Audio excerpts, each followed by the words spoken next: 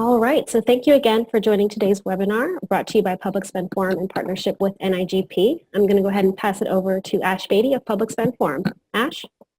This is Ash Bedi. On the phone with me here presenting is Raj Sharma. We're going to be walking through today's topic together.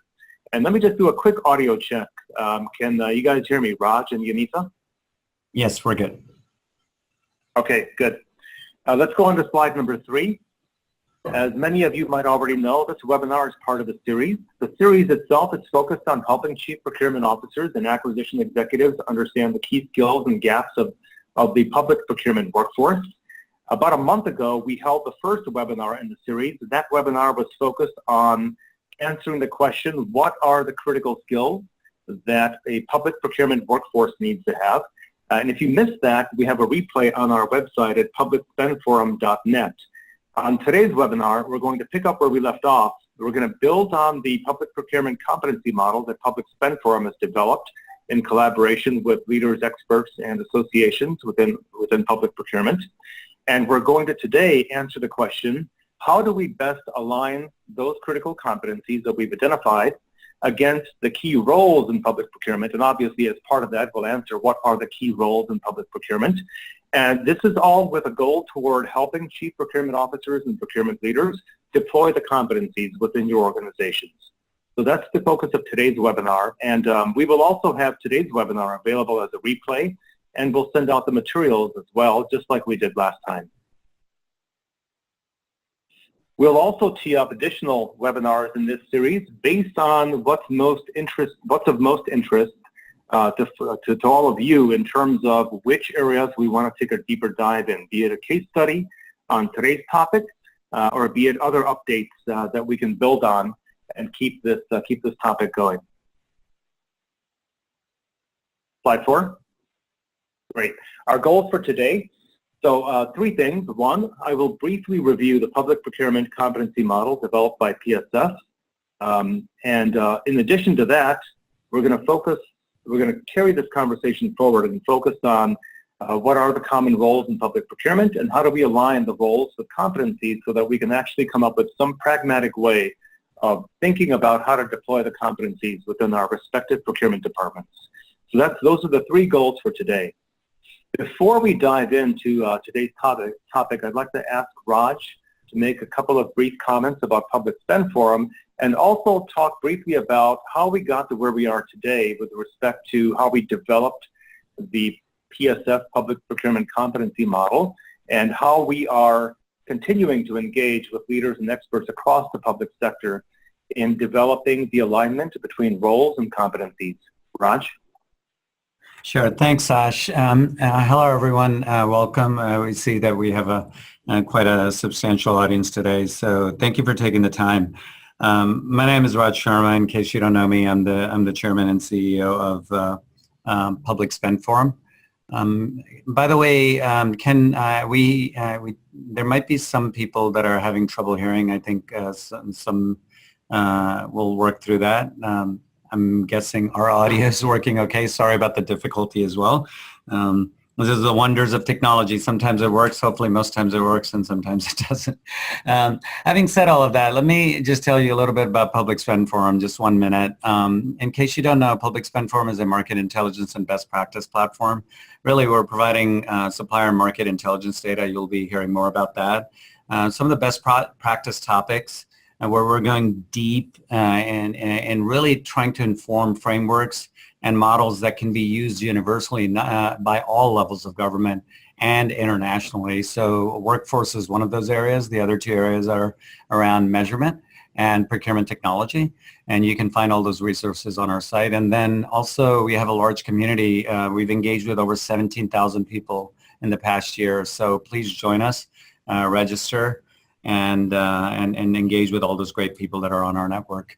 If we go to the next slide, then one of the key areas that we're really focused on is bringing leaders together. So we have leaders from across the country and internationally as well. Some sample participants listed here from many great cities and states and federal government. And we're lucky enough to also have some of the guidance of a great board. So please check out all of this on our site. But without further ado, I'd like to jump into our topic of the day. So the topic of public procurement workforce competencies and workforce in general is a very important topic to us because we know that if you have a talented workforce, you can do anything. So we took this topic on a couple years ago. If we go to the next slide, please. For those that don't know much about how we got here, I'll make this fairly quick because I think many of you may have heard this already. We started this work 2 years ago because we felt that it was really critical to define the role of procurement and then what are the set of competencies or capabilities required of the workforce before we can do all of the other things that are required of the workforce in terms of people development and training them and the credentialing, etc. So we engaged on this work with the Volcker Alliance to start, and over time we work with many stakeholders you see on this page, Michigan State University, a number of other academics as well, NIGP, now we're working with NASPO, UPPCC, we're also discussing with NCMA, the World Bank. And what's happened through this process over the past 2 years is we've developed a competency model that's now increasingly being looked at as a framework to guide professional development and really all aspects of workforce development. So if we go to the next page then. So this just describes the process by which how we think we can get to a world-class workforce. Having done this work in other sectors as well, not just in procurement, we know that everything starts with that outcomes and needs statement. So we really need to understand what are the outcomes required of the workforce of procurement. And then we can look at what are the competency skills and then define and then identify and map those competencies to roles, which we'll be talking about today. And then from there, you get to what are the credentials and standards required of each position, and what can we do to continually develop the workforce so we can really continue to deliver a world-class value and impact to all our stakeholders. So that's the process. Where we are today on this slide that you can see is, one, we've really completed the work around competencies. So that we'll quickly preview that, again, because many of you have seen it before. But then roles is where we really want to focus today, is how do we map those to common roles in procurement? And then beyond that, we are starting work with the UPPCC as well as other organizations and leaders across the public sector to look at credential standards, to look at, what kind of training is being delivered, and really start to use this model to inform how we can drive changes in all aspects of workforce development. So we can arm our people with the kind of the best skills, tools, etc. So if we go to the next slide, and I just want to say one last slide here, and then Ash is going to show you the competency model, and then we'll go into roles. But just to give you a sense, we've done a ton of work in engaging people out there. So, when we think about any of this type of work, whether it's workforce, procurement, technology, anything, we really think that we don't have the answers. We may have learned a lot over time, but we definitely believe that there's a ton of value to really engaging all the key constituencies, stakeholders, and really engage and also learn from the previous work that's been done. So for workforce, we've engaged all the organizations, if you are able to read this slide, NIGP, NASPO, et cetera, but also the World Bank, the OECD, many academics from all the great universities around the country. Also, we've scoured through tons of research sources. This page just lists a few, but we just wanted to give you a sense, though, in terms of what we present then in terms of, let's call them the results coming out of this work. It's not just grounded in, it's grounded in a lot of facts and evidence and research and active engagement with stakeholders. And we really believe that's critical to actually making any kind of real change happen. So with that, Ash, I'm just going to go ahead and hand it over to you, and I'll chime in as needed. Great, sounds good, and hopefully we can, keep chiming in the way you are, Raj. So let's go on to the next slide. Great, we're there, slide 13. I'll provide a very brief overview of the competency model. By way of background and context, this is based on the last 2 years, as Raj mentioned, and it's predicated on leaders and experts and public procurement leaders identifying what are the desired outcomes of public procurement, right? And what are the critical capabilities that procurement departments need to have to achieve those outcomes. So it's a broad-based look at public procurement in terms of the ideal outcomes for public procurement. And so once we began with that as the grounding and confirmed that and validated that, we came up with these 17 competencies in collaboration with all the folks that we talked about. Hey, Ash, So I don't think we see the right slide. I think we need to go back to slide 11, please. Yeah, the 17 competencies, right. Right, great. Okay, slide 11, right. I misread that. I might have said slide 13 earlier, so that was my fault. So 17 competencies organized by 4 groupings. And these were meant to answer the question, how can public procurement meet the set of desired outcomes that are required of it, broadly speaking? We recognize that any one procurement department may be positioned a little bit differently within their organization, and so those nuances come into play, and I'll get to that very shortly. But for right now, these are the 17 competencies organized by 4 groups, and very briefly, for those that might have missed it last time, Group 1, those 3 competencies are really about the policies, procedures within your jurisdiction, within the federal sector. It's also inclusive of following the FAR guidelines, Federal Acquisition Regulation Guidelines. That's what Group 1 is about, that, the contracting process, and then managing projects and programs. So I'm just going to provide an intuition here of what these different groups of competencies are. So that was Group 1. Group 2, think of those as those set of underlying skills that you need to have, which actually define procurement as a distinct profession all to its own, different from finance, different from all the other professions that are out there, different from IT. So those are the Group 2 skills, and those are the underlying skill sets, if you will. It includes things like, as you can see on the slide, spend analysis, cost and price analysis, market analysis, things that you've all heard of. But those are the things that really define procurement as a profession. Group 3 is really about engagement and alignment. I mean, having the skills is one thing, but then actually interacting with the organization internally, with your internal customers, aligning with them, understanding their needs, their requirements, their missions. That's what internal customer alignment and expertise refers to. Similarly, facing out to the supply markets or industry, similar type of alignment and expertise of the industry from the the more strategic markets that you buy from, and having a good baseline of knowledge for a lot of the day-to-day purchases that you make as well. That's part of Group 3 competencies. And then finally, so supplier engagement, being able to engage with suppliers up and down the entire life cycle, all the way from identifying suppliers, selecting suppliers, to managing supplier performance, to working collaboratively with suppliers to drive innovation to meet your mission goals. That's really what Group 3 is about. That's the intuition there. Group 4 looks a bit generic, but it consists of leadership, communication, and driving change. We have definitions for all of these 17 competencies, and so not to burden you with an eye chart here, because we have lots of eye charts coming up shortly. We have definitions that actually describe all of these competencies, including the Group 4 competencies of leadership, communication, driving change, in the context of public procurement and what public procurement needs to do, working across the enterprise. No matter what your organization structure, be it centralized, decentralized, be it a federated model, there's actually things that procurement does in terms of leadership, communication, and driving change. So you can actually find all of those definitions for these 17 competencies, by the way, on our website. So that's a brief overview of the competencies. I wanted to make sure I covered them before we move on to the main focus of today's topic, just to make sure that everyone has the right context and background. Raj, any comments before I keep going? No, let's keep moving. Okay, great. Let's pause on slide 12 for a second, the agenda slide.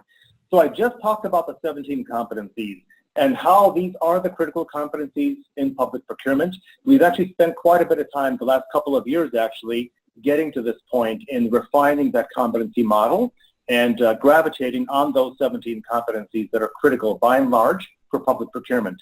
Now, if we go on to slide 13, the real slide 13 this time, let's take a step back for a second. So those are the 17 critical competencies, but if I were to ask the question, what competencies are of greatest priority for your specific procurement function? Now we're talking about, at the individual organization level. And we discussed this with leaders and experts, and the answer is, well, it comes down to, by and large, 3 things. One, I may have alluded to this earlier, and that is, what is the charter of your procurement function? Are you asked just to put together contracts and maybe manage those contracts? Or is your charter more broader than that? Are you asked just to manage day-to-day procurement procedures on a day-to-day basis to support your internal customers so that they know what rules to follow? They know when they can use a P card versus when they have to buy off of an existing contract. Is that your charter? Or is it even broader than that? Is it aggregating common requirements across all the various organizations, agencies, various customers within your broader public organization, and pull them together into a coherent category strategy? So those are all very different things, and that's what the first thing here refers to, and that is the procurement function charter. Clearly, depending upon the charter, that's going to gravitate you toward out of those 17 competencies. It's going to help you align with which ones are most important for your procurement organization. Even beyond that, item number 2 here, scope of activities, it refers to what aspects of the procurement lifecycle are you involved with. There are some organizations that some leaders that we work with where their organization doesn't really, their procurement function that is, doesn't really do negotiations, but the customers within do. The agencies do the negotiations, and the procurement function provides some guidance, maybe some training on that. Or similarly, maybe it's that the procurement function doesn't do the contract management, the ongoing supplier performance management, and yet the agencies do. So those are some other differentiating aspects that we see across different procurement departments. You might be in a situation where you're asked to basically manage only 4 or 5 different spend areas or commodity areas, and the rest are handled in a very decentralized way, where the entire procurement lifecycle is handled in a decentralized way. It could be IT, for example, handled entirely by the IT department. So these are some of the variables that we see. And then finally, there's a lot of procurement organizations out there in the public sector that consist of 3 professionals or 4 professionals, basically a small number of professionals. And so that's going to necessitate picking and choosing what activities you focus on most specifically, how you leverage yourself, and then ultimately what competencies are going to be most important. So we wanted to acknowledge that the answer to the question, what competencies are most important for your procurement department, obviously depends primarily on these 3 factors. There's probably different ways of describing these 3 factors that I just mentioned, but it really comes down to these things. Your procurement function charter, officially, what is the charter of your procurement function? What scope of activities do you handle within that charter? And then ultimately, what's your level of resourcing? 3 people, 2 people versus 10, 15, 20 people, etc. So these are the critical factors that really are going to influence which of those competencies are practical to deploy within your procurement department. And by the way, these things can change over time. We find that a lot of procurement organizations, their charter will change over time as procurement gains more influence, if you will, within the broader public organization, and they're asked to do a broader set of activities. And naturally, then the resourcing ideally would be well aligned to that. So if I can add a couple of comments. I think the one thing I'd go back to is the charter. And we know that we hear from a lot of procurement leaders and this desire that, procurement needs to be involved and at the table, and how do we elevate the function, and we need to be business advisors. And I would just say that I think there's a chicken and egg thing going on here that you need to resolve. One is, do your customers believe the same thing, right? You may say that, and that might be a function of whether you have alignment, and saying definitely the more advanced procurement functions are at the table, are advisors, know all about their industries, all of that stuff, right? So I think one is you need to kind of make sure that you can really actively discuss that and align with your customers. And 2, I would just say it's a gradual maturity process, kind of what Ash alluded to, that even if you want to be business advisors, you also have to look at the maturity of your function and say, okay, how long is it going to take for us to get there? So because I think there's a danger that we see, and we've seen it happen, where you might say you want to be business advisors, but you don't have the people that actually can advise, candidly speaking, right? And they don't have the expertise. So you have to go through a gradual change process and get there. So otherwise you stand to lose a lot of credibility. So that's what I would suggest is as you look at, as we talk about this today, and please send in your questions about this so we can have a discussion as much as possible on a webinar.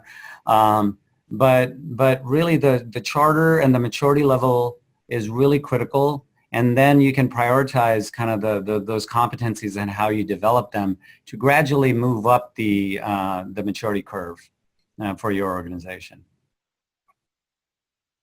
Great. So far we've talked about, we did a quick refresher on the 17 competencies. We're now talking about the factors that influence how you prioritize the competencies. Let's now take it one step further. Let's go on to slide 14. What I'd like to share with you here on this slide is our latest thinking, which we're evolving and we're going to continue to refine as the weeks go by with various organizations that Raj mentioned earlier. So what you're seeing here is an initial draft version of this. But here's what leaders and experts of public procurement have told us so far, which we're going to continue to corroborate and confirm. And that is that the fundamental roles within public procurement, one good way to basically think about them is to aggregate them out into 4 key areas. Those are the numbered items that you see here. And we'll talk about each one of these individually in the subsequent slides. But for right now, what I'd like to point out here is this, that the area number 1, the numbered area 1 that you see here, it says policies, programs, analysis, and infrastructure. No matter what your procurement functions charter or how you're resourced or what scope of activities you're working against, you're going to be responsible for defining some set of policies and procedures around how procurement is done within your organization. So item number 1, by and large, is done within the procurement organization itself. Items 2, 3, and 4, which we'll talk about in greater detail, but here, as you can see, it's contract management, which is basically putting in place contracts and negotiated agreements with suppliers so that you have some structured means of buying, which defines specific rules, procedures, prices, all that. That's item 2, contract management. Item 3 is day-to-day buying of goods and services, products and services itself. Item 4 is more broadly managing commodities and categories across the organization. These areas, numbers 2, 3, and 4 that you see on this slide, these could be performed either within the procurement department or outside of the procurement department, and it varies. And this is part of what we alluded to on the previous slide when we talked about the charter of the procurement function, the scope of activities, the delineation between what procurement does and what your customers do. Items 2, 3, and 4 we can see occurring within procurement or outside of procurement, and we wanted to acknowledge that right up front. You'll see this in decentralized procurement functions and even in federated models where procurement is providing that guidance around day-to-day procurement, around how contracts are put in place, negotiated, etc. So at least item number 1, we know is performed, generally speaking, entirely within the procurement function, be it prescription around the use of T-cards, use of cooperative agreements for specific commodity areas, use of specific contracts, whatever the case might be. But items 2, 3, and 4 most definitely around managing contracts, managing day-to-day buying, and then managing commodities and categories across the entire enterprise. Those can be done either within or outside. So we know there's quite a bit of variability out there. There's one more thing I want to call out here, and that is many organizations have requirements managers, almost always embedded within the customer organizations, be it within IT, be it within facilities. In the Department of Defense, we see people that are responsible for special capital platform acquisition buys, various types of strategic buys where you have requirements managers that are responsible for identifying the requirements and ideally working collaboratively with procurement in progressing them forward into ultimately meeting that need. So here we're just teeing up the 4 key areas that we're going to talk about more specifically as we go on. And our goal as we go through the next few slides, we'll pause for a second, but our goal for the next few slides is going to be to align those competencies, the 17 competencies, against these role areas and very specifically see how they vary.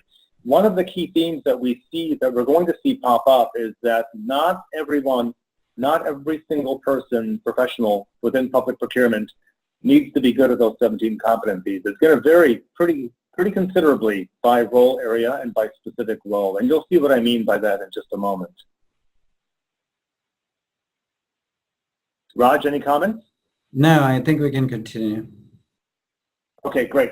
So let me now talk about each one of these 4 key role areas more specifically. Slide number 15. There we go. Great. So the first one, I've numbered them again for ease of reference back. And once again, I realize that the content here is building, so this will be available as a replay on our website, and we'll send out the material to the attendees as well. So item number 1 is about policies, programs, analysis, and infrastructure. Just to build the intuition, I may just highlight some of the key aspects of each of these 4 role areas a little bit more before we go on to the next section. So item number 1, policies, programs, analysis, infrastructure. It's not just the programs, the cooperative programs, supplier relationship management programs, the P-card programs. It's also about managing the core procurement data and analysis, and that is understanding the spend to the degree that your procurement function has visibility across your entire enterprise, understanding how much you're spending on what products, what services, understanding how much of that spend is going through approved contracts versus not. That helps you identify areas for opportunity, things like that. It's also about managing the core procurement function metrics, the KPIs, the key performance indicators that you may have for your procurement department. So all of those things, including things like automating the procurement process, I'm referring to the e-procurement tools and systems, all of those things are within the role area identified here as number 1. Examples of some... Sorry. Yeah. I was going to add, and within that area, I think if you look at some of your other common functions, in some ways it's kind of the headquarters function, you could say, and things like the P-card program manager or your e-procurement manager, or your diversity and socioeconomic spending department. Those are some of those pieces that are all typically centralized. Sometimes, in larger organizations, you may have also counterparts to them, but typically centralized. Yep, great. The next role area here, number 2, contract management. Let me begin with examples of titles that we see out there for this role area. We see things like contracting officer, contract specialist, contract manager, contract administrator, contracting officer technical rep, which is very common in the federal sector. These are all examples of titles. Now, obviously, a lot of this is definitional, but point being, within this role area, you have the ultimate responsibility of managing the entire contract lifecycle, from putting the contract in place, that includes the whole source selection process, to negotiating the contract, and then to post-contract award, contract and supplier management. So all of those things are embedded within the second role area here. Good. I think so far I'm pretty sure that's probably intuitive to most everybody here. The third role area, that's about day-to-day procedures around buying. So the third role area, procurement process management, is day-to-day buying of products and services. So buying off of existing contracts, buying from cooperatives, buying via P-card, under approved policies, procedures for your jurisdiction, that is, of course. That's role area number 3. The most common examples of titles that we see here are things like buyer, procurement process specialist. I will make a side comment here. I'm sure there's going to be some examples of procurement functions where some of these titles occur in role areas outside of the ones that we have here, but most commonly this is what we're seeing, and so that's what we're presenting here. And we're not trying to prescribe titles within the role areas, but just as I go through this particular slide, I'm just building greater intuition as to what is in each one of these role areas. Because when we get to the next piece, aligning competencies against role areas, it'll make much more sense, provided I've actually gone through and taken a few moments here and expanded on the intuition as to what is in each one of these role areas. And then, of course, I was just asking everyone that's on. I just chatted a question to you all. Please send any comments or questions, because I think it would be great if we can, again, just get some questions or things that may be on your mind as we're going through these. So, and even feel free to go backwards too if you remember a slide, and we can go backwards. So just we can get somewhat of a conversation going. Yeah, I agree, like we did last time. While we have Q&A set aside at the end, it's so much better to have questions streaming in real time so we can just address them in real time as we go through the material. And then item number 4 here, commodity and category management, to round out the intuition here, because some procurement functions may not have this to the same degree as others. This is more so about having specific responsibilities, common titles like commodity category manager, commodity category analyst, specialist, and their job is really to work across your various customer groups and aggregate requirements together and come up with a coherent strategy for that commodity. For example, you could be buying computers, and all the different agencies and departments within your public organization need computers. And you may have an opportunity to work across, consolidate those requirements, segment out those requirements in a way that makes sense. Some people may need a more souped up machine, a computer. Others may need a more, more everyday machine like myself, for example. And so it's an opportunity to work across the enterprise, manage the category, manage its specifications, go out to the supply market in a coordinated way, and do that. Obviously, in this example, it would be in collaboration with the IT department as part of presumably as part of a tech refresh cycle, but you get the idea. So that's an example of commodity category management, just to build out that intuition there.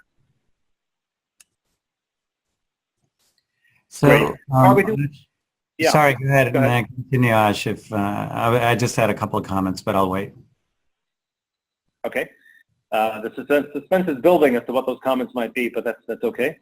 So let's go on to slide number 17. Basically just a summarization of what I went over again.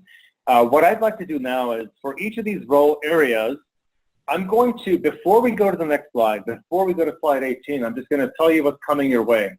So for each of these 4 areas, we've taken a quick draft at answering the question, okay, so we have those 17 competencies we looked at earlier.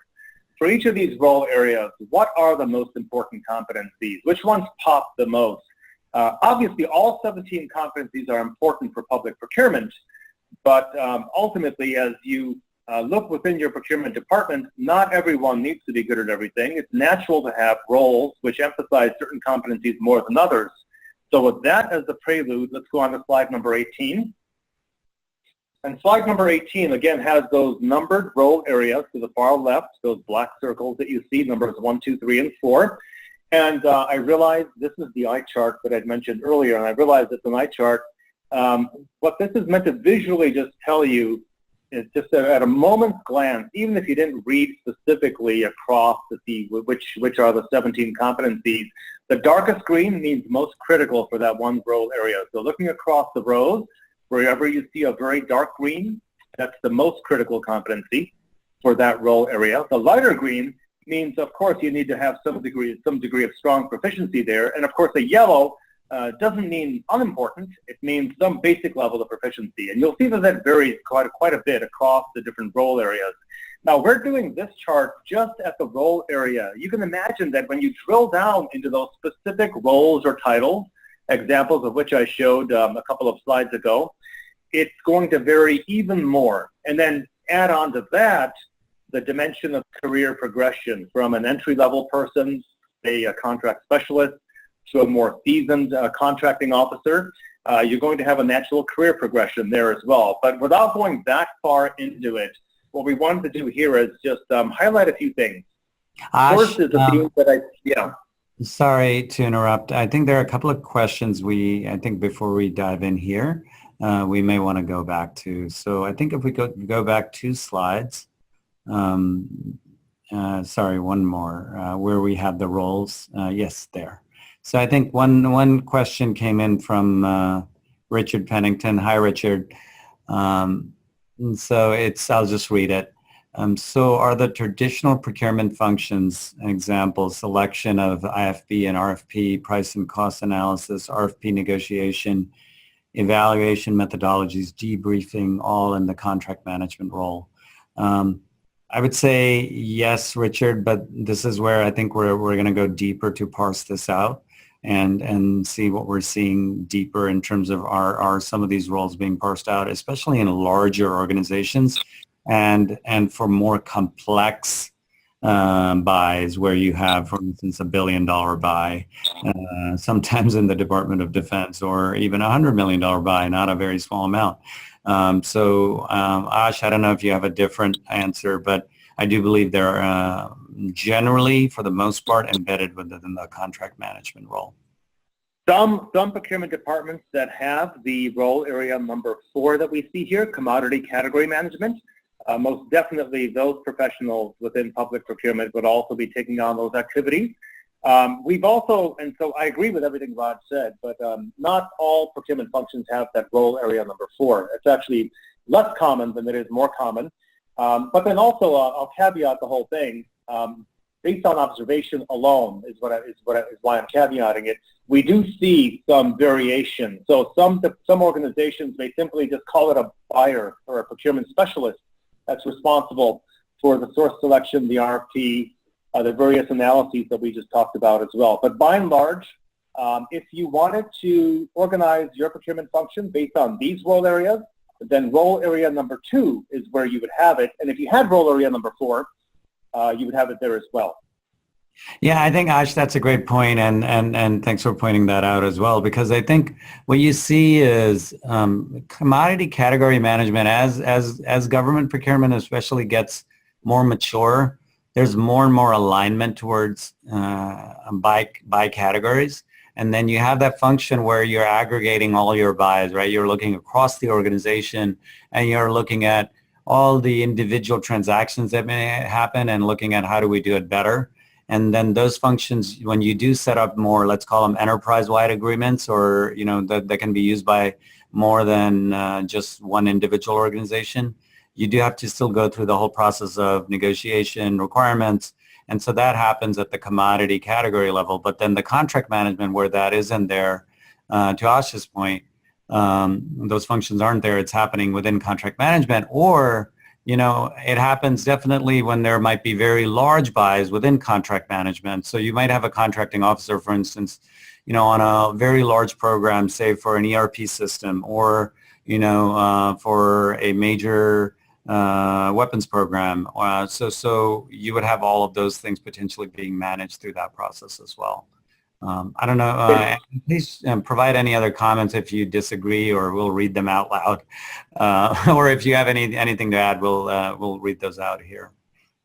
I much prefer this. I much prefer to get those comments in as we go. It's so much more helpful to address, because when I any material that I'm looking through for the first time, second time, 10th time, or 20th time, I also have questions that others may have as well. So it's always helpful to talk about them in real time. I was going to share another thought. Yeah, go ahead, Raj. Question, and sorry to keep interrupting, and it's as we all know, it's a little bit difficult when we're in different places. So let me read another one, which is, it actually is about number 4. How do you align commodity category management to the procurement of A&E, which is architectural and engineering, and construction services? We come from a centralized procurement department that procures goods and services and A&E and construction. Thank you. So thank you for sending that. I can't tell the full name here, but yes, I think again it goes back to the my previous answer around category alignment. So if A&E is a large spending area, and that's one where we do see there's a degree of complexity and specialization required. So there is alignment. One by commodity category, let's say by A&E, but then you may still have a commodity or a category manager that looks across, but then you still may have somebody who's cutting, let's say, once those enterprise contracts and those things are established, that is actually managing either the contract itself or individual transactions off those contracts. So you could align across a category. So in this case, A&E and construction, and then have a commodity or a category manager that, his job is to really look across and define the strategy and set up the enterprise agreements, et cetera. And then people, whether it's a contracting officer or a procurement buyer, might be running transactions or cutting transactions off of those depending on how complex they are. Yeah, I'd like to add a couple of things to that. One, to the extent that you've got multiple customer groups that are buying A&E services, and I assume materials maybe as well, you may want to align around, well, first of all, you want to make sure you have a strong requirements rep from each of those areas, right? Basically the customer that tells you what their ultimate need is, so that you can actually look across the customers and aggregate those up in a meaningful way and identify the right sets of skills that you need in your A&E contractors for the right sets of jobs that you need to get done. And that, it becomes much, so you want to make sure you've got that right representation. That's the first part of it. And the second part is you might want to think about whether it's bundled together, the materials and services, or separately. So, whether it's new build versus repair and maintenance, you get the idea. It's a pretty complex question and very situation specific, obviously. So would love to take a deeper dive into that. But those are some of the additional moving parts or variables that you also want to look at.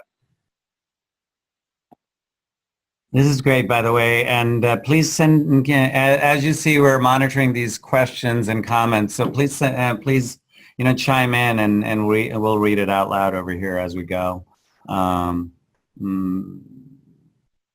So, yes, Ash, okay. I think we can continue then. Okay, great. Keep those questions coming, please. So let's go back to slide number 18. There we are. Great, thank you. Just a few key points I want to highlight here as to what the key takeaways are in this eye chart with all the different colors flashing around. The first is not everybody needs to have the same skills, and that's probably intuitively obvious to you, but this is meant to provide some initial guidance. If these are the role areas that you're able to standardize around within your organization, and we see these very commonly, incidentally, as we mentioned before, then this will provide you some guidance around what are the most important competencies within any one of those role areas. The role areas, the second key takeaway here is the role areas can be managed, emphasizing development of competencies most important to that role area. So I'm referring to things like training, professional development, things like that, as well as career progression. And so, this has life cycle implications for talent management, if you will, all the way from recruiting the right sets of skills and talents, individuals ultimately, right, into your organization, organized by role area. It'll help tremendously in coming up with a set of coherent specializations within the procurement function, to the extent you have several people within your procurement organization, of course. Again, if you have 2 or 3 people within your procurement organization, then back to the charter, back with what your procurement function is chartered to do. You'll want to organize, you'll want to align against 1, maybe 2 of the role areas, and then identify the skills most important, and then equally important is to heavily leverage yourselves, be it through, by means of cooperative agreement, leveraging cooperative agreements, or whatever the case might be. Large organizations do that too, not just small procurement functions, but large functions do that as well. How are we doing on questions? Yeah, we're doing well. I think on this slide, I know this is some very much an eye chart. I think a couple of additional points, and we do have a question, by the way, so I'll go to that in a second. But I think this slide, I just want to acknowledge that this is a work in process and very much similar to the competency model. We're very much about, this isn't, I would suggest that we don't have the answer. We definitely have lots of examples, but the part about the engagement and getting input from all of you and all the organizations and the stakeholders that we're engaging, that's how we're continuing to build this out.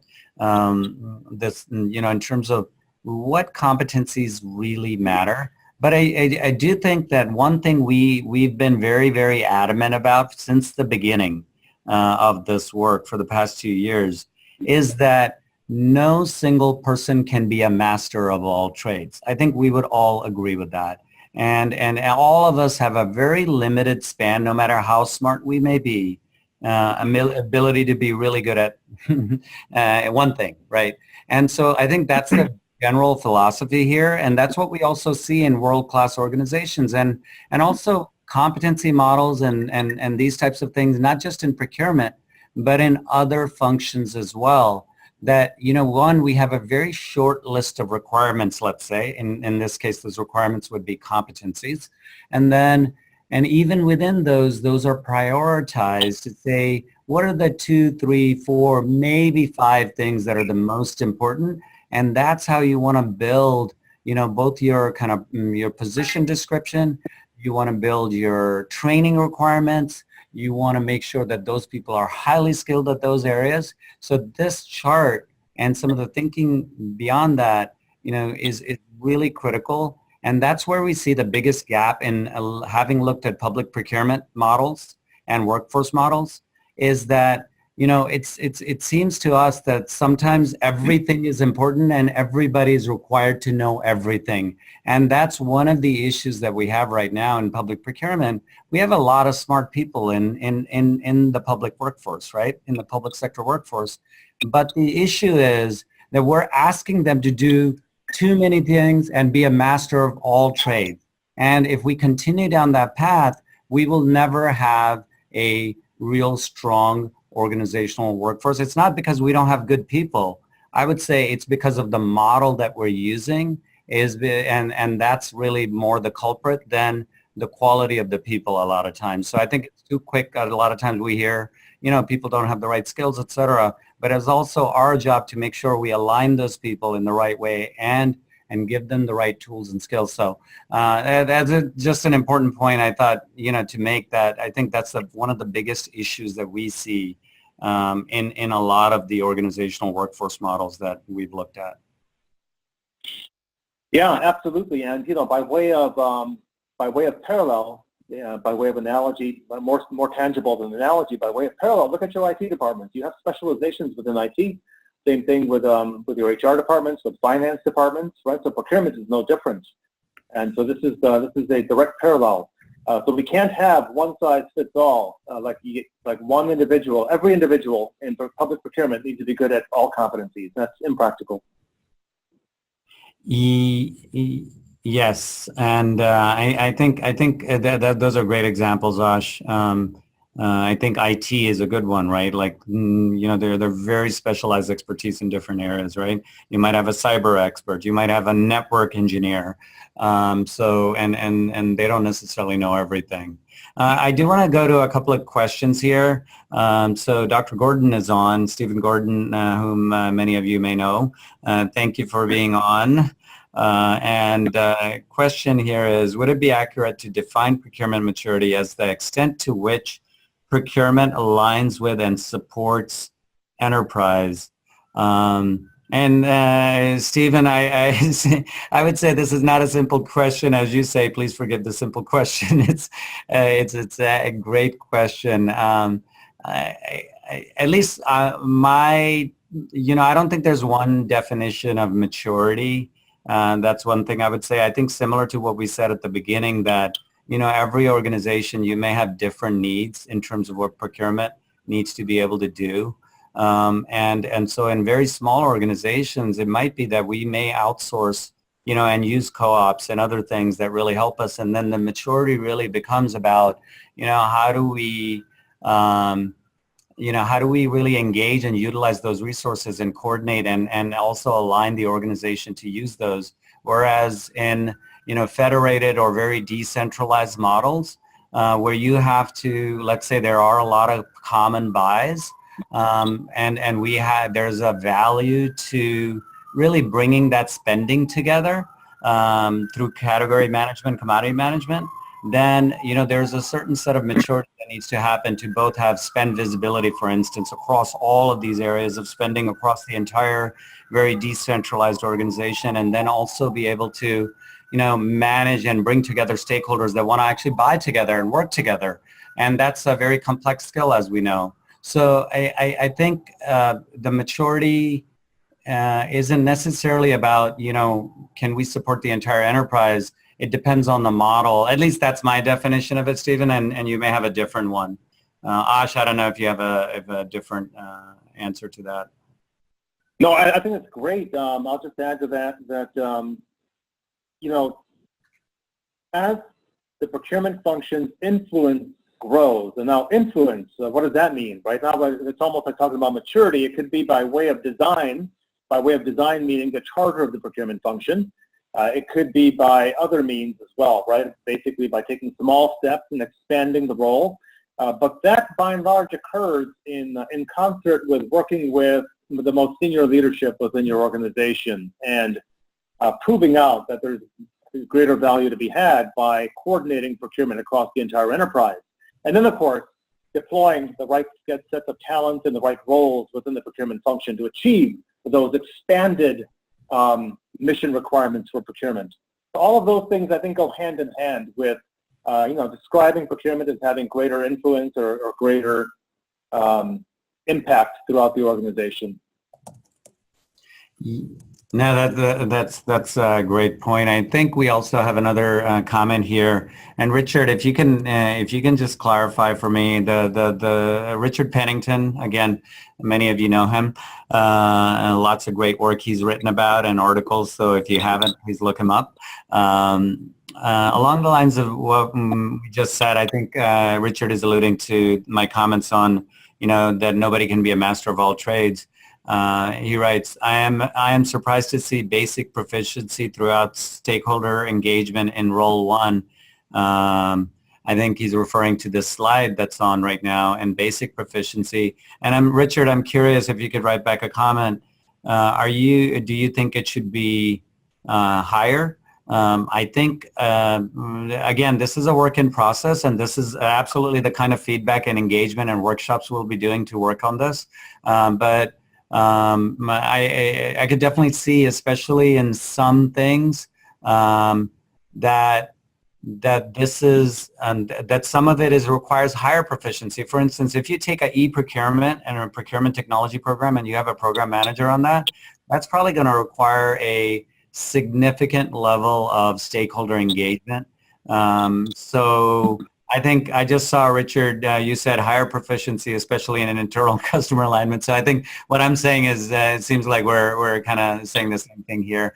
I think what's hard about that number 1 category is that roles and things may be so different that it definitely, I think one of the things we've grappled with here is whether we should break that row 1 apart, because some of those programs may be so different. Some require higher level, but definitely I agree that many of those require higher levels of proficiency, and so great feedback, Richard.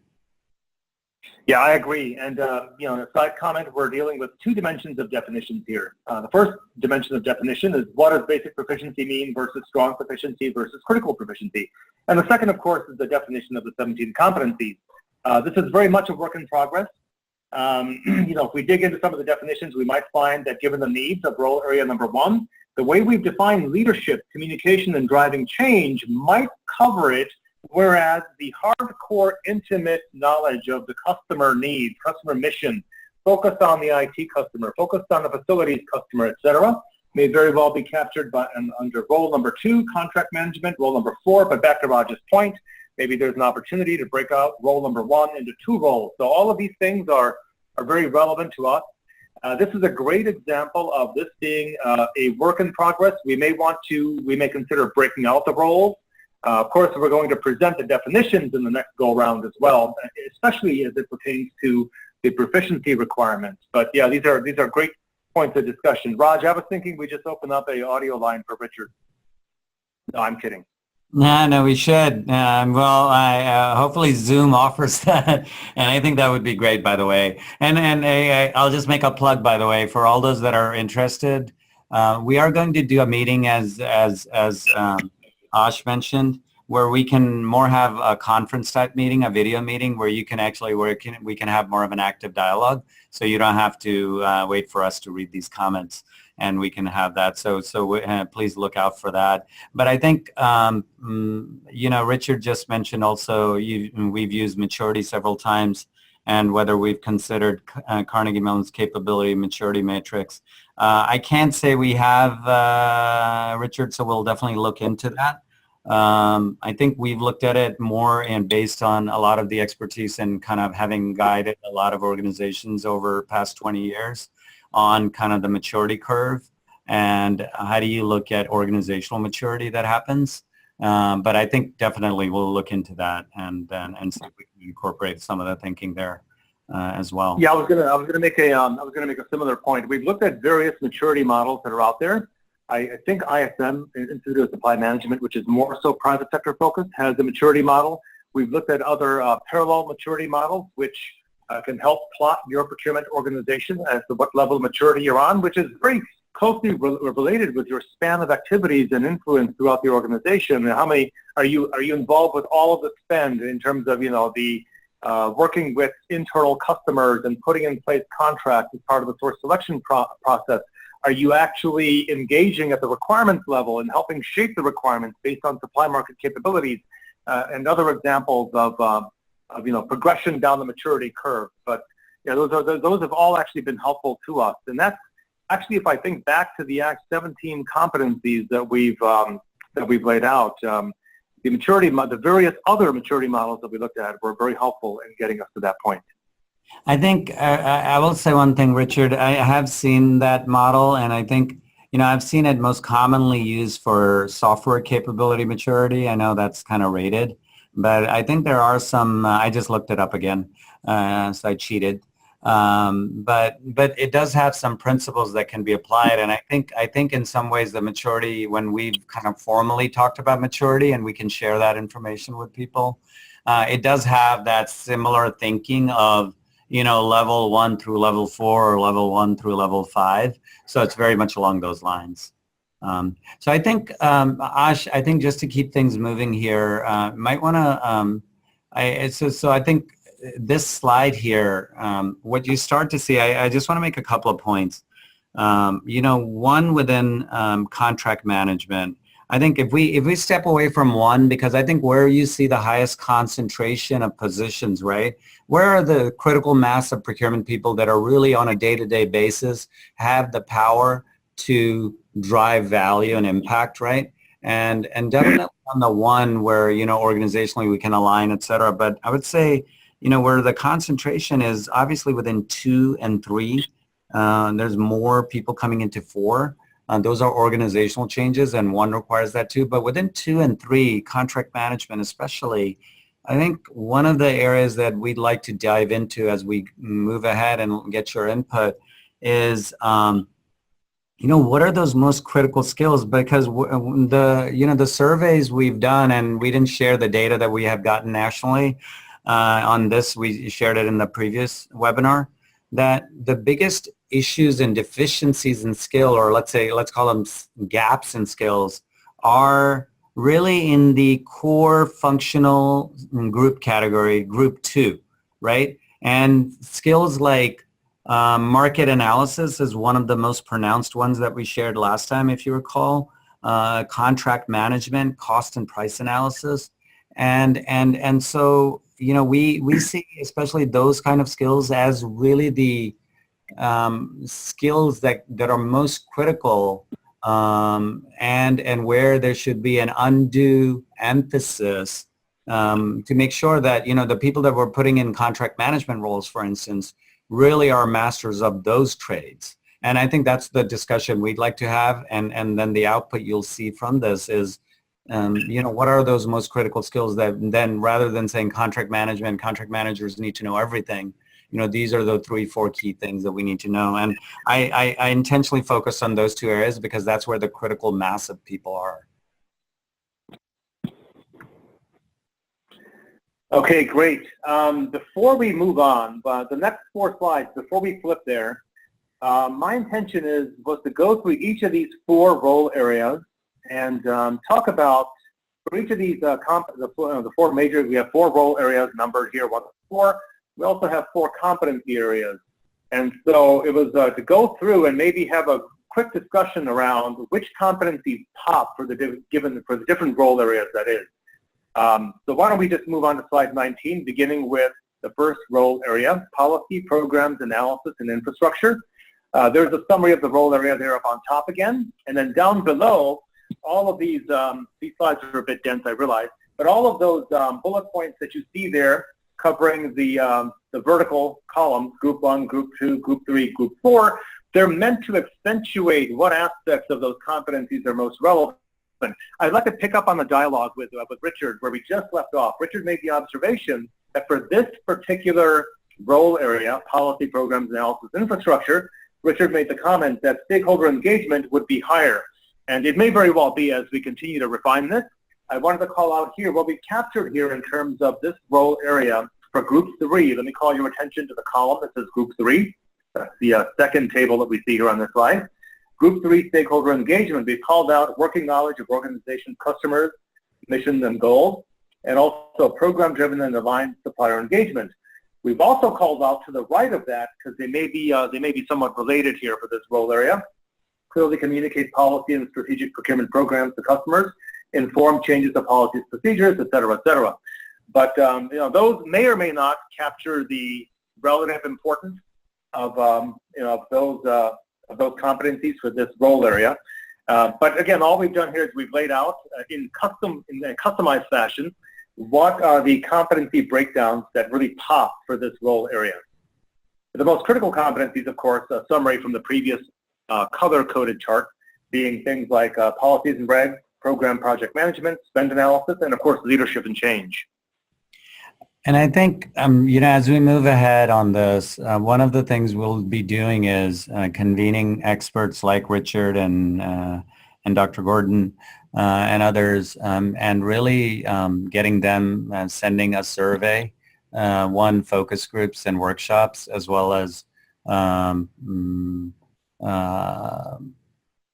getting some more data back in terms of what you believe are the most critical competencies. So you'll be seeing that coming up as soon as well within these areas. But I think Ash, as you mentioned, the bottom part here is an evolving process.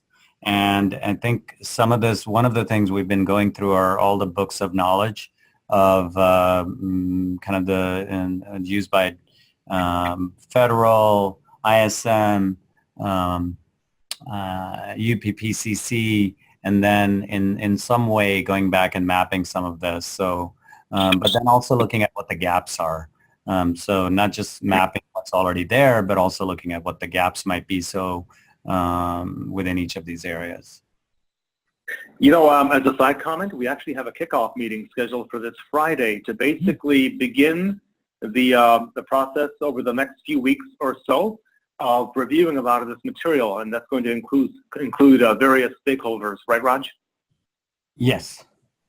So I think on this one, I think that what's the most important thing to consider here on policy programs, again, I'll just tell you, this is probably the most complicated one from a standpoint of there's so much diversity here. It's hard to kind of nail down. You almost have to go position by position, like Ash was saying.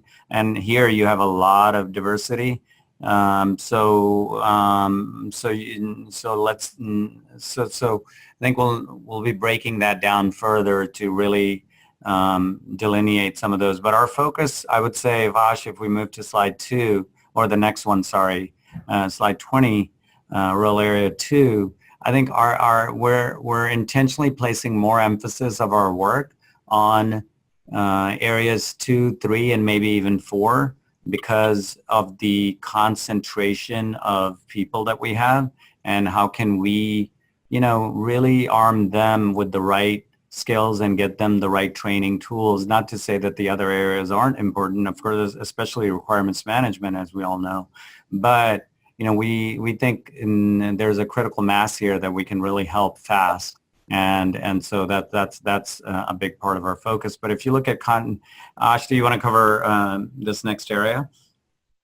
Contract management. So if you look at this slide visually, you'll see like bullets all across Group 1, Group 2, Group 3, Group 4. But when we actually read the bullets, even within Group 2, right, it's very much so around the contracting life cycle, all the way from requirements into putting the contracts in place, and then, of course, contract management and administration as well. So very contract-centric. So, visually looking at these slides might be a little misleading because it looks like the level of emphasis is the same for all of the different role areas that we're walking through here, but the actual qualitative nature of what competencies are important do vary quite a bit.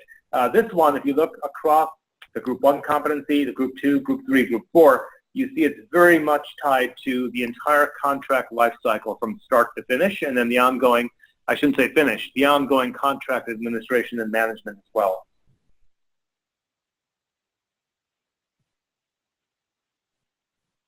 Raj, any other comments on this one? No, I think we can just kind of flip through these quickly here.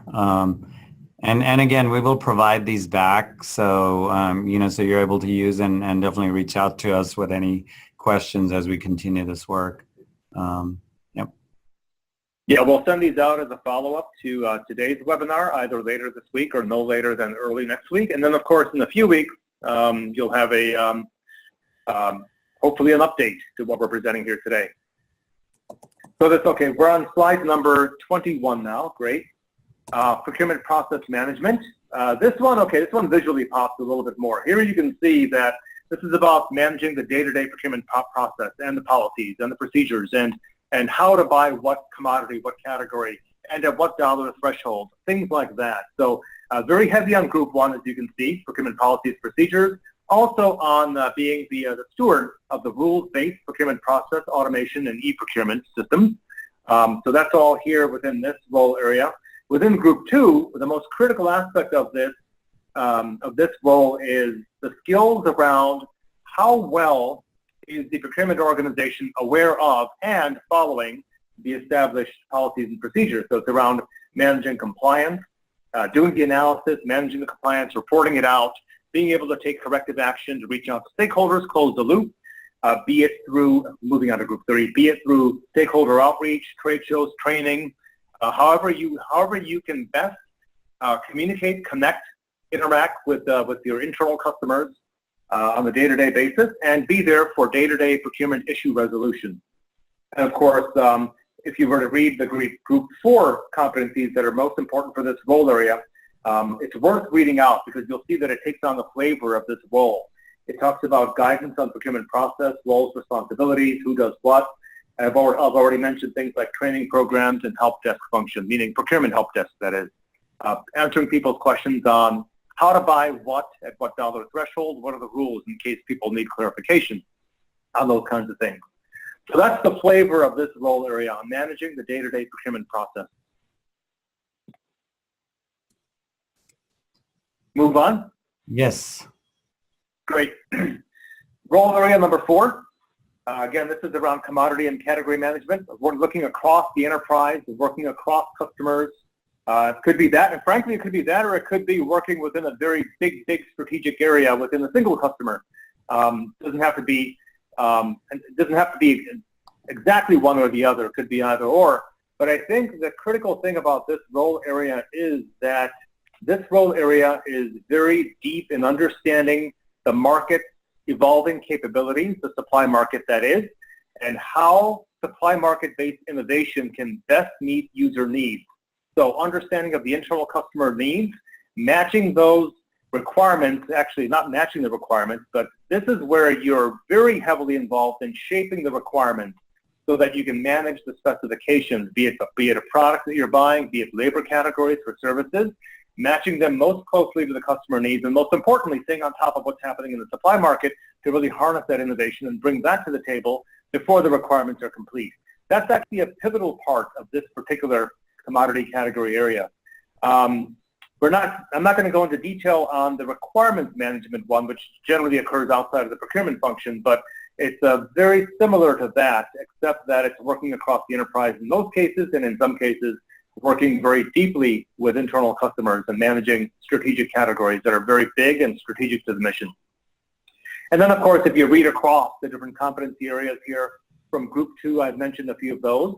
Oh, let me just highlight a couple things in Group 2.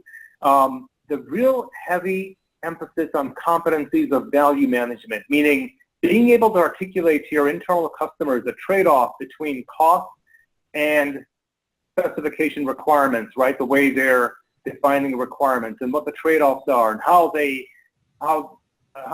better or not better meet your ultimate mission requirements. That's a critical part of this. So it's a very heavy-duty skill set in that regard because it requires a lot of interaction between the market capabilities, the internal requirements, the varying cost positions to achieve those requirements, and whether or not they even meet your mission better or they meet your mission the same, but you're just paying more. So those are the kinds of questions that this role area is very heavily aligned against, the competencies that it's aligned against to answer those questions.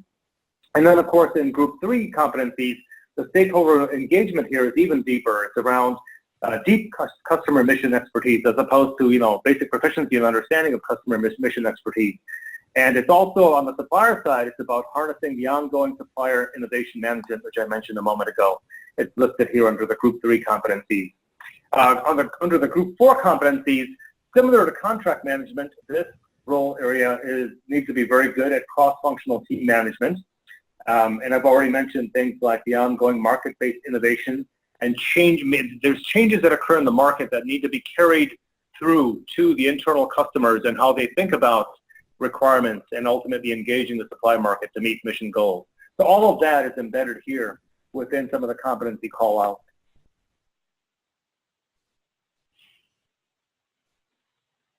And this area is I would just say that it's quite comprehensive in some ways, because I think I would also say that many of the people that may be in the procurement contract management kind of roles, typically there's one career path, you would say, from a contract management standpoint, that you continually become more senior and senior, and you're managing more let's say larger and more complex buys. So as you become more experienced and you're more advanced, and the top professionals go down that one path, but others could potentially be also honestly, the role for commodity category manager, you could see lots of different people, even people that may have sometimes limited procurement knowledge come in because they have other business skills. But you could also have the contracting officer come in. Point being that this is relatively high degree of seniority, and some of the best people in the organizations are the ones that you'd want to find for these roles, because they require both kind of this analytical and problem solving skills and all these things that are mentioned here, but then they also require a degree of sophistication from a standpoint of stakeholder engagement and management, because these are people that are trying to convince other users and customers across your organization that, hey, we should work together, we can buy this together, we can approach the suppliers together, and those are not easy things to do at all, as we all know, I'm sure, from experience. So these people are not, I would say these are some of the more advanced people that also require, have to have almost this multifaceted skill set of soft skills that require the stakeholder engagement, et cetera, and then the more analytical skills. So as you're considering, moving towards this model, if you haven't already, I would say, start ranking your people and saying, who are those people that may be potential fits within this area. Great. Let's do this. I'm going to... Ash, there are a couple of comments here. Sorry, I just saw. So if I could just read those out for you. No problem. We're going to Q&A anyway, but that's great. Okay. So one comment is, I've found the high level of importance of sharing of knowledge important to the success of the organization. This is very different from competitive sales organizations or marketing departments in the private sector. I would say absolutely that's true. So we definitely are not implying, I think, hopefully, that, as we map competencies and roles, how you develop those, there's going to be a whole set of things. That's a separate set of areas that we're not going to be working deep on, but we're definitely going to be advising on. And I would suggest that training isn't the only answer, right? We all know that you learn mostly through experience, knowledge sharing, as this comment mentions. So absolutely, there's a whole set of things you need to do to develop those skills. So that's a whole separate, honestly, conversation, but great point there. And then there's another comment here. How would you suggest utilizing the contract and procurement process management model when we have a construction manager or project manager who's managing the scope of work, and the procurement contract professional is managing the terms and conditions. You know, that's a very common problem, you could say, that you have. I think, Ash, if you flip all the way back, Unisa, if we flip back all the way to the slide, if we flip all the way back to early slides where we have the requirements manager role, I think that's a point this person's making here, that sometimes you have your requirements generators, you know, that are, or your program managers that are defining the requirement and the scope, and then you have the procurement contract professional that's doing the terms and conditions and the negotiation. And that sometimes that big split, and if there isn't collaboration happening, that's a big problem. And we see that all the time, and I think that's what you're referring to here. And so that's where procurement needs to earn the trust. So contract and procurement need to really have those skills that they can be an advisor back to the construction manager and bring some expertise, even if they don't have the deep domain expertise. At least they can say, hey, we know, you know, how to best write these contracts. We know what the kind of suppliers there are, how we can manage the risk and the terms and conditions in a manner that allows you to best reach your requirements. And when we are seeing this dichotomy where the requirements manager, in this case the construction manager, just throws over the requirement to the contracting professional, that's a big problem, and that's an issue that I think a lot of organizations face. But you know, it can be managed through this process of improving skills and building the trust again.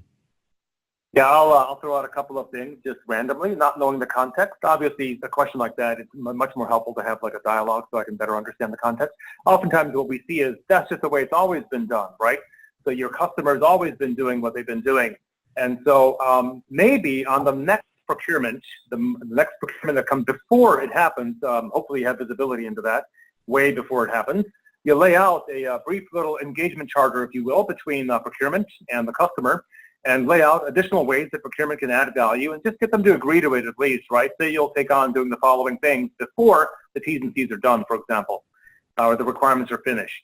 Whatever makes sense. At least maybe try that. I'm not trying to prescribe any suggestions here because this is very context specific, and having a deeper conversation would be a lot more helpful, but just some things that I've seen work in the past. Not sure if it fits this situation entirely or not, but might be a good starting point. Great. And there are no more comments at this time, Ash. There's more comments, or there's no more comments? No more comments, sorry. Oh, okay. Okay, great. In that case, let's go on to slide number 25. Let me just summarize some immediate next steps, and we can talk about each one of these in a little bit greater detail, and of course open it up for even broader Q&A, because we still have 10 minutes remaining if we'd like to entertain more questions, if folks have more questions, that is. So just very briefly, a few immediate next steps for us. As you all know very well by now, the alignment between competencies and role areas is an initial draft. We are in process over the next few to several weeks of working through this with key stakeholders across the public sector.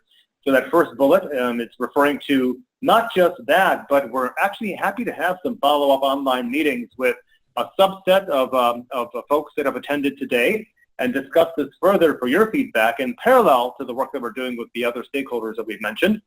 We are also in the process of producing a two-part report on the public procurement competencies as well as the alignment.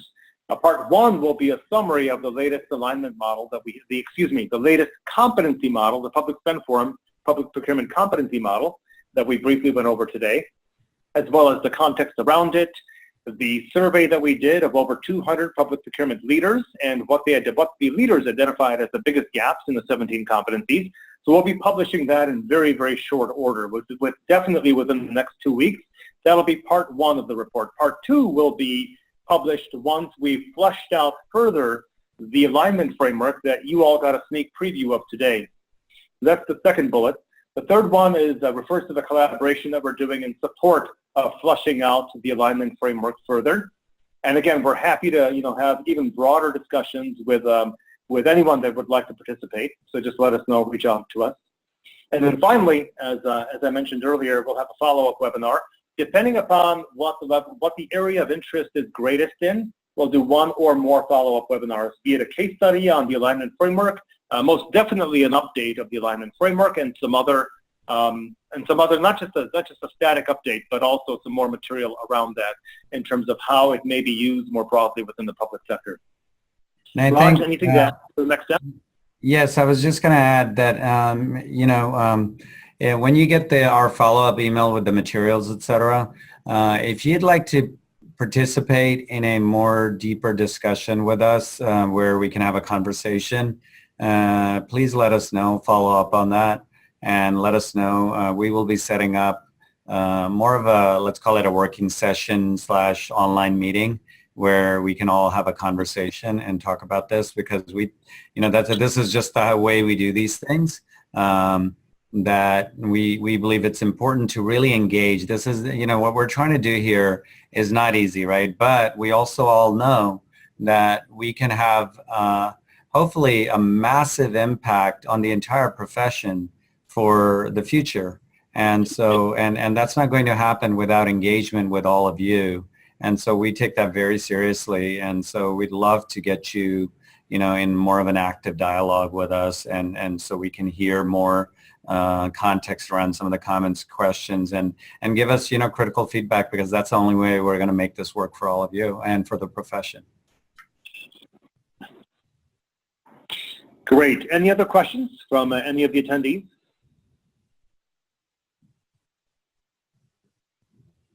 No, I think we're good there, Ash. I think we might be able to wrap up here.